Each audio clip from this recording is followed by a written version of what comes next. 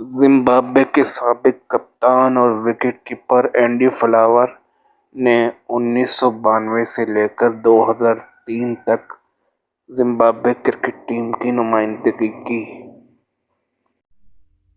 Andy flower ने test में 4,794 run बनाए और इनकी टेस्ट एवरेज थी 51.54,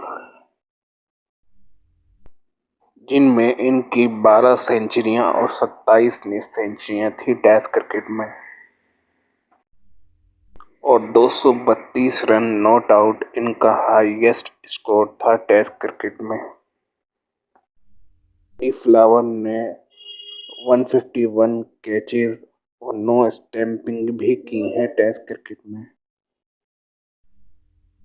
एंडी फ्लावर ने ओडीआई क्रिकेट में 213 मैचेस में 6,786 रन बनाए हैं।